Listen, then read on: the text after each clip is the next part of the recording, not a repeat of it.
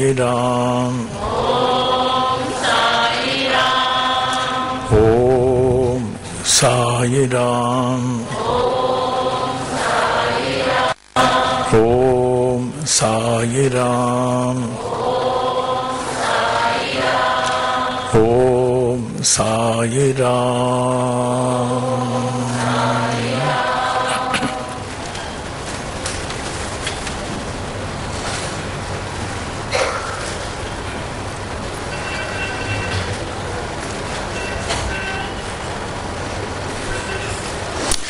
शिरडी वाले बाबा साईं की अपार कृपा है, जिस कारण हम लोग यहां सब एकत्रित हैं। आपने साईं बाबा को नहीं चुना, बाबा ने आप लोगों को चुना।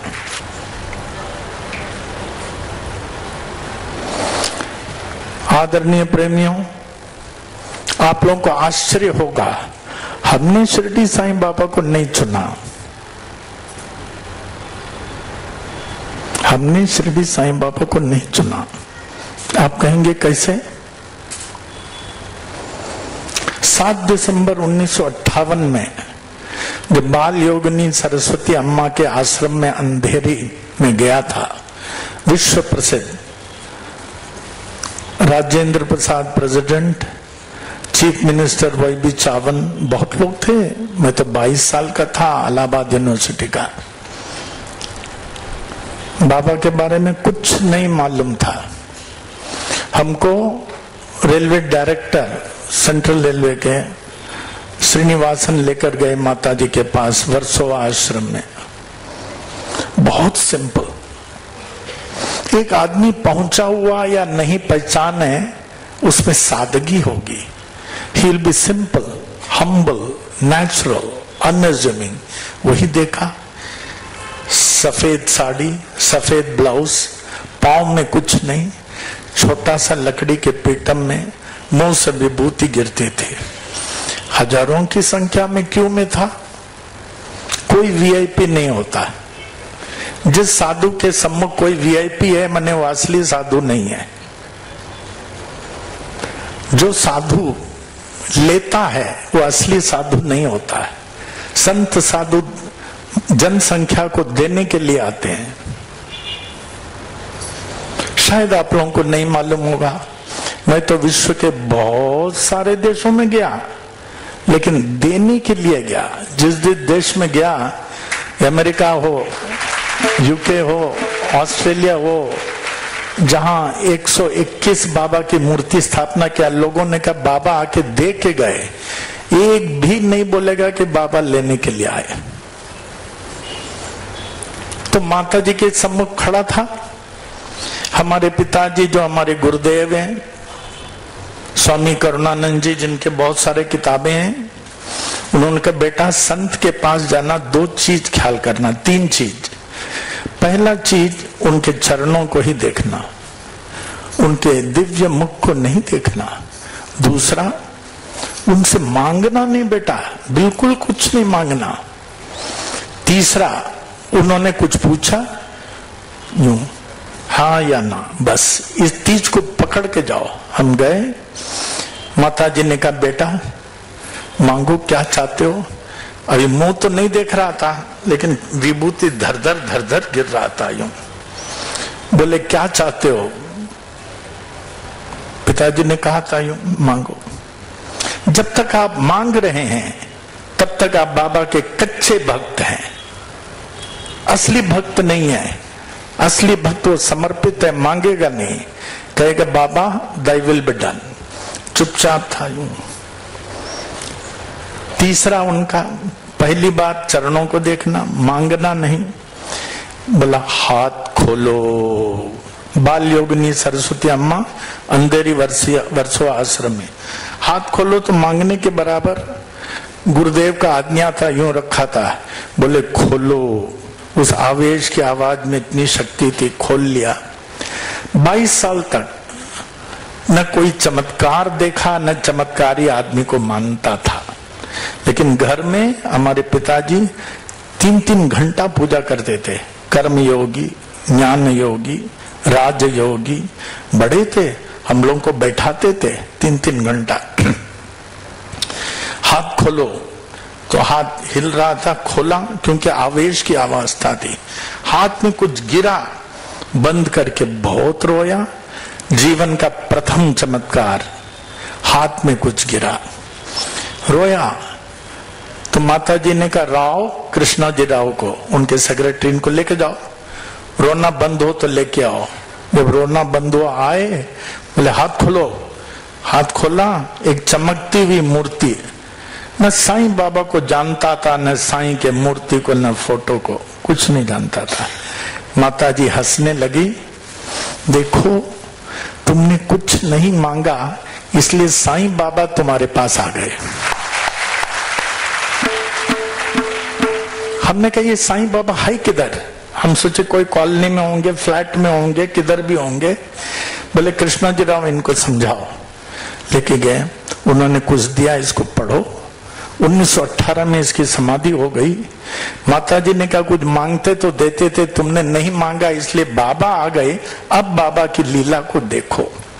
तो बाबा ने चुना ना, हमने तो नहीं चुना। मैं तो बाबा को जानता ही नहीं, देखा ही नहीं, सुना ही नहीं, तब जाके बाबा आ गए। आज से आप भी अपने प्रार्थना में बाबा से कुछ नहीं मांगे, देखिए कैसे आपके अंतःकरण में जागृत हो जाएंगे। उसके बाद तो 58 से लीला देख रहा हूं। उन्होंने कहा शिरडी जाओ। बाबा ने 1918 में समाधि ली। अब भी बहुत सारे लोग हैं जो बाबा के समय के हैं, जाओ उनसे मिलो जिन्होंने बाबा को देखा, सुना नहीं। सुनने वालों को उसके चक्कर में नहीं आना, जिन्होंने देखा। तो तुरंत चले गया, 22 साल के था, शिरडी चले गया। हमारे साथ एक केपी शर्मा थे, उनको भी लेके गया। तो मिस्टर पाठक एक कोर्ट रिसीवर थे। हमने कहा पाठक जी, बाल योगिनी सरस्वती अम्मा के आश्रम के मैं हूं। अम्मा ने कहा उन लोगों से मिलो जो बाबा के साथ थे और उनसे पूछो और रिकॉर्ड करो। पूछा तो प्रथम उनमें से लक्ष्मीबाई तुकाराम शिंदे, छोटा सा झोपड़ा था, झोपड़े के अंदर मैं गया वहां। ये 59 की बात है, 58 में मूर्ति आई, 59। तो देखिए वो माता जी वहां मराठी जानती थी। तो वो देखी हमको, बोले बैठो। बोले मैं जा रहा हूं बाबा को खिलाने के लिए। माँ आपको ही बाबा ने 9 विधा भक्ति के रूप में सिक्का दिया था? हाँ हाँ ये है, फोटो दिया, ये रखो, मैं बाबा को खाना खिला के आता हूँ। हम बोले बाबा तो 1918 में चले गए, अब आप खाना कैसे खिलाएंगे 59 की बात? हंसे, बोले तुमको समझ में नहीं आएगा, मैं जाती हूँ। वो गई, जा करके 25 मिनट में लौटी होगी। कहने लगे हमने चावड़ी में और द्वारका माई में बाबा को खिला के आ रही हूँ। ऐसे थाली था, कपड़ा से ढका हुआ था। उन्होंने कपड़ा को खोला, हमारे साथ 2-4 और बैठे हुए थे। भाकरी और कुछ चटनी रहा होगा। हमको बोले लो खा लो। मैं बड़ा आश्चर्य में पड़ गया, हाथ हिलने लगा। जिसके हाथ से साईं बाबा, विश्व के गुरु, सदगुरु, तीनों लोग के ईश्वर जिसके हाथ से खाया, उसके हाथ का खाना सौभाग्य प्राप्त हो रहा। मेरा तो हाथ हिल रहा था, तो मुश्किल से मुंह में डाला। हम बोले बाबा आप कृपालु हैं, दयालु हैं, मेहरबान हैं, आज मैं वही भाकरी चटनी खा रहा हूं। आप विश्वास करेंगे, भले आप बाहर से बोलेंगे, अंदर से आप विश्वास नहीं करेंगे। वो भाकरी और चटनी का स्वाद अब भी है, अब भी है, 1959 का अब भी है। फिर उसके बाद में माता जी को साष्टांग प्रणाम किया। माँ आप धन्य हो गए, विश्व के मानव धन्य हो गए। जैसे भगवान कृष्ण अर्जुन के द्वारा मानव को उपदेश दिए, आपके द्वारा 9 विधा भक्ति दिए, धन्य हो गए। फिर हमने कहा आप अपना एक अनुभव सुनाएंगे क्या? तो उन्होंने एक ऐसा अनुभव बताया। एक चीज मैं आपको बताता हूं। हमारे स्वामी जी रमन महर्षि उनके गुरु थे और गायत्री मंत्र के सिद्धा बड़े बड़े किताब लिखने वाले, गॉड एक्सपीरियंसेस, बहुत प्रवचन देते थे। बाद में वो साईं के चरणों में समर्पित हो गए। कहने लगे it is only and only the devotion of Baba, it is only and only devotion of Baba. एक बाबा और बाबा की भक्ति ही फलदायक है, result oriented. It is result oriented. आप लाखों भगवान की पूजा करें, करोड़ों, भक्ति प्राप्त करेंगे, ज्ञान प्राप्त करेंगे, मन की शांति मिलेगा आपको, रात को नींद आएगा, स्वास्थ्य बनेगा, सब कुछ। लेकिन जब आप समस्या में पड़ जाएंगे, मैं दोहराता हूं, कोई भी व्यक्ति नहीं है आज जो समस्या से परे जो कहे हमारा कोई समस्या नहीं है। आप गांठ बांध लेना, जब आप समस्या में पड़ जाएंगे, जब आप समस्या में पड़ जाएंगे, एक शिरडी वाले साईं बाबा के सिवाय कोई आपकी समस्या को हल नहीं करेगा, कोई हल नहीं कर सकता। आज कितने लोग साईं बाबा को मानते हैं? ये लोग पहले मानते थे? नहीं मानते थे। मैं तो साईं बाबा को जानता भी नहीं, देखा भी नहीं, कैसे प्रकट हो गए? उसी तरह अभी कुछ दिन की बात है। एक बच्ची आई थी पनवेल में, उनकी माँ बहुत चिंतित थी कि रात भर हम लोग इनके सिर को दबाते हैं, मालूम नहीं क्या हो गया, इतना दर्द है, बहुत समय से दर्द है, बहुत समय से दर्द है। हमने कहा वो Baba they have come to you, कुछ नहीं, 2 मिनट या 1 मिनट मालिश किया। फिर उसके बाद उनकी माँ को बोला, माँ मालिश के बाद हमें थोड़ा आराम मिला। हम बोले एक मालिश और भी है। दूसरे मालिश में कहा मैं 100% ठीक हूं, because she had come to Sai Baba temple. और कहीं जाते ठीक नहीं होते थे। तो इसीलिए don't waste your time, surrender to Baba, तन मन धन से समर्पित हो जाएं। हे बाबा मैं आपका हूं, तन से मन से मैं आप और आपको ही चाहता हूं। जब जस्टिस एमबी रेगे इंदौर के जज सिर्फ विष्णु को मानते थे, जब डिप्टी कलेक्टर नाना साहब चंदोरकर ने कहा और अन्ना साहब डबोलकर, जज साहब आप एक बार तो बाबा के पास जाएं। अरे आप क्या बात करते हो, मैं विष्णु का भक्त हूं और विष्णु सहस्रनाम पढ़ता हूं, मुझे साक्षात्कार होता है। आप एक बार हम लोग के साथ तो चलें, एक बार, फिर नहीं चलना। कहा ठीक है, लेकिन हमको किसी को नमस्कार करने को नहीं बोलना।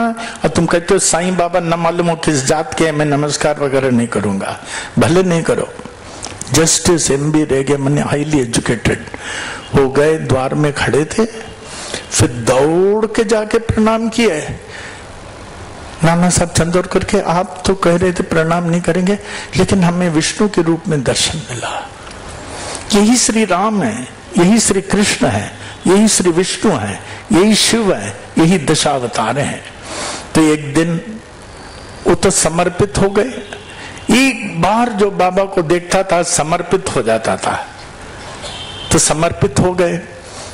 तो बाबा ने कहा, बाऊ तू तो बड़ा सेवा करता है, आज मैं महालक्ष्मी के रूप में हूं, जो तू मांगेगा हर महीना देगा हम, भले 5 रुपए से 100 रुपए तक। उन दिनों में इसकी वैल्यू थी। I am talking of about 1910। तो जो मांगेगा सो मिलेगा, 5 से 10 रुपए 100 रुपए तक, और हर महीना तुमको दूंगा। वो चुपचाप थे। बाओ बोलो, इस समय मैं देने वाले मौज में हूं, ये मौज चले जाएगा, पूछो बोले नहीं। पूछो। मैं पूछूंगा आप देंगे क्या? मैं वचन देता हूं अल्लाह के नाम से दूंगा। कहा बाबा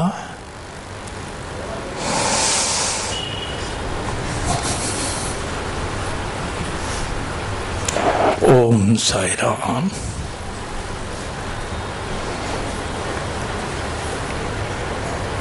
मुझे आपके सिवाय कुछ नहीं चाहिए, हर जन्म में मुझे आप ही चाहिए। बाबा बोले अल्लाह के नाम से ऐसे ही होगा, हर जन्म में आपके अंतःकरण और बाहर मैं ही रहूंगा।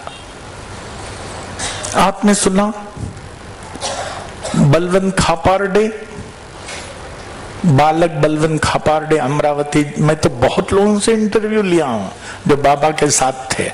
आप हमारी किताबों को पढ़िए, समझिए कि जिन्होंने देखा उनका क्या अनुभव है। तो उन्होंने कहा एक बार बलवंत खापारडे ने, माँ हमने सुना बाबा सपने में आते हैं, मैं ये सब विश्वास नहीं करता है, सपने में जो होता है सब झूठ होता है।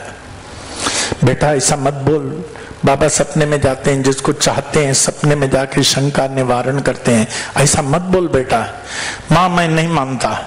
रात को उसके सपने में बाबा आए, देखें उसके सपने आए, वो खाना खिला रहा है बाबा को, वो खाना खिला रहा है सपने में। सुबह बोला माँ हमने सपने में देखा। बोले बेटा तेरे सपने में बाबा आया, क्या हुआ? मैं उन्हें खाना खिला रहा हूं। अब तो समझता है ना, अब भी मैं नहीं समझूंगा, वो तो झूठ है, सपना तो सपना ही है। तो कल बोले चल अमरावती से, मैं गया हूं अमरावती, बाबा के पास चल। मिस्टर एंड मिसेस खापारडे लड़के को लेके गए, बालक बलवंत खापारडे को। तो जैसे सीढ़ियों के ऊपर चढ़ा, बाबा बोले बेटा तूने खाना तो खिलाया, दक्षिणा नहीं दिया। क्या बोले? दक्षिणा नहीं दिया। चरणों में गिर गया। बाबा मैं तो बालक हूं, विद्वान हूं, अज्ञान हूं। बोला हाँ मैं बालक हूं, स्टूडेंट हूं, शिष्य हूं, मुझे क्षमा करना। आज से मानूंगा कि आप सपने में आते हैं, कृपया आप सपने में आया करना। फिर बाद में एक दिन उसी को हैजा हो गया। बहुत लोगों को 1910 से 1911 में बहुत लोगों को हैजा हुआ शिरडी में। हैजा फैलने लगा बहुत जास्ती। कितने लोग शिरडी को छोड़ के चले गए। गोपाल राव बुटी को हैजा हुआ, भगत मालसापति को हैजा हुआ, नंदू मारवाड़ी को हैजा हुआ, बालक बलवंत खापारडे को जब हैजा हुआ तो ये लोग डॉक्टर के पास नहीं जाते थे, बाबा के पास जाते थे। भले इनके घर के आजू बाजू में डॉक्टर हों, लेकिन बाबा के पास ही जाते थे, क्योंकि उनके मालूम था बाबा के पास जाना निश्चित क्यों है। कब बाबा आपका बेटा बलवंत को हैजा हो गया है, 4 गांठ लगी है हैजा की, हम लोग बहुत फिक्र है, समझ में नहीं आता क्या करें। हम लोग उसको ऐसे छोड़ के आ गए हैं छोड़ के आ गए हैं। साईं बाबा ध्यान में चले गए। क्षण भर में बोले जाओ, वो हैजा से मुक्त हो गया है। और पीछे अपना कफनी उठा के दिखाए, देखो 4 गांठ है। बोले हाँ अब तुम गांठ नहीं पाओगे। अमरावती जाके देखे, वो बाहर खड़ा है, एकदम ठीक है, स्वस्थ है। कितने लोगों को बीमारी ले लेते थे, कितने लोगों को। नंदूराम मारवाड़ी जिसके भिक्षाटन में बाबा जाया करते थे, देखा 1911 में हैजा उसको भी हो गया, जबरदस्त बुखार भी। तो सामान उमान बांधा, कब भी मैं भी शिरडी से जाऊंगा। लेकिन बाबा उनको बहुत चाहते थे, बहुत तो बहुत चाहते थे। बाबा बोले नंदू तू भी शिरडी से जा रहा है, मैं तुमको कितना चाहता हूं, तू मत जा, तेरे को हैजा कुछ नहीं करेगा, मैं तेरे को हैजा से मुक्त कर दूंगा, तेरे को हैजा से मुक्त कर दूंगा। और निश्चित रहे तो मेरे पहले तू नहीं मरेगा। बाबा आप कहते हो तो मैं नहीं जाऊंगा। फिर रह गया, फिर हैजा निकल गया, ठीक हो गया, वहीं रहने लगा। बाबा 1918 में शरीर छोड़े, नंदूराम मारवाड़ी 1940 में उन्होंने शरीर छोड़ा। इस तरह गोपाल राव बूटी। आज इतने अनुभव आपको बोल सकते हैं, लेकिन समय कहाँ, बहुत अनुभव।